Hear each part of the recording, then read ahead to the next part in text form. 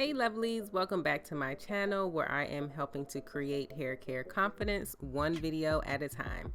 As you can see, my hair is a hot mess, so it's time to get my hair washed and styled. But before I get into that shower, I need to detangle my hair. I never ever get in the shower to wash my hair before detangling it first, because if I do, oh my gosh, so much shed hair will be all over the place and my drains cannot afford it. So I figured this would be the perfect time to review all the detangling brushes that I have, because I have been getting so many questions about the detangling brush I've been using recently in my videos, and I decided, hey, why not go ahead and show all of the brushes that I have so you guys can make your decision as to which one is best for you. I'm going to first start out with the Pattern Beauty brush. The pros to this brush is it has a nice, sturdy, heavy handle, long bristles to really get into the tangles and help detangle. And it also can be used to define curls, possibly, depending on your hair type. Cons: very hard to clean. Oh my god, I have poked my fingernails so many times trying to clean this thing, and at $17, it's on the pricey end of the scale. Now, before I detangle each section, I always make sure to spray it down with some water. That just helps to reactivate the product that's already on my hair, and it helps to detangle the curls. And as we all know, you always start at the bottom of your hair. You never start combing from the root to the tip to detangle. Always start at the bottom and work your way up. Now with this brush, it feels very sturdy, like it's not going to break, it's not going to slip out of my hand, because I have had that happen with some other brushes. We'll get to that. But this one creates enough tension, and I can't think of the word, but it just really works at the tangles in a way that's going to, you know, get them untangled in a healthy way that won't break your hair. Only thing about this brush is look how dirty it gets, which I understand. You know, there's product in my hair, there's dirt in my hair, all kinds of things, and it gets all in the base of the brush. But that's very hard to clean. I can't tell you how many times I've reached in to try to clean this thing, and one of the bristles slipped up under my fingernail and just created a wave of pain throughout my whole body. And I'm like, there has got to be a better way or a better brush, and I think I might have found both. And moving on to the next brush, this is a Amazon brush without a name. It just says detangling brush on Amazon. The pros for this brush are it's inexpensive. You can get 2 of these brushes for just $15 on Amazon. It's super easy to clean, and it actually makes detangling my hair much easier. The cons only have one. It may be just a little bit too flexible. That little hook thingy in the back comes off pretty easily. So while I'm really like working at a knot or something, or a section with a lot of knots, it can just come off and just throw the whole rhythm out of whack. One of the things that I really love the most about this brush is you can brush in 2 different directions. You can either do horizontally or vertically, like how I'm brushing right now. And when you brush vertically, it really helps to get those knots untangled. And then once you get that worked out, you can go back to using it horizontally. I don't even know if that's one of the, I don't know, perks or whatever they list on the benefits of this brush. I just kind of figured it out for myself. And it just really helps to detangle my hair so much faster. I would spend so much time detangling my hair prior to using this brush, and it just gets everything done so quickly. Now, I took off that little guard piece in the back, and that wasn't the best idea. I figured someone might be curious to know like how it works without that. It seems to be that little guard piece keeps everything under control. So unless you just have like straight hair, I really don't see the use in using the brush without that little piece in the back. And the other thing I like so much about this brush is it's so easy to clean. Like, I can completely submerge this brush in water and get everything out of it. It doesn't hold on to product at the base like the other brushes do. It's just so easy to clean, and I don't have to worry about poking the skin underneath my nails. Now moving on to the next brush, we have the Felicia Leatherwood detangling brush.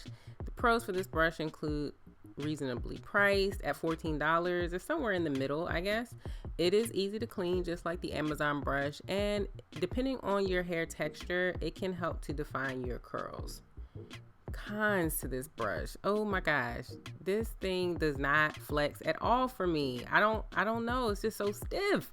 And the handle is so uncomfortable. I used this to detangle my hair, like half of my hair, I think. And my hand was so sore. I wasn't even able to get through my whole head. I'm sorry. It was just so uncomfortable.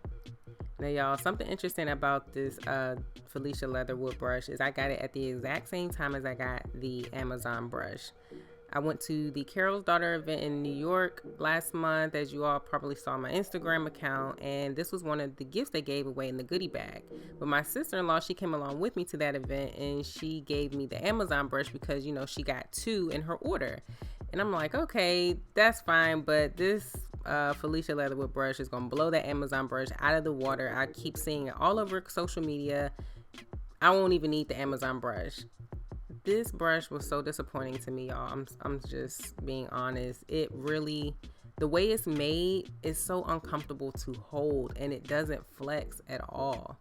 It's funny, when you're purchasing hair tools, you rarely ever think about the handle until you get one that's really uncomfortable to hold. And when you're detangling your hair, where you're constantly going over the same section and you have to use a lot of tension, you want something comfortable.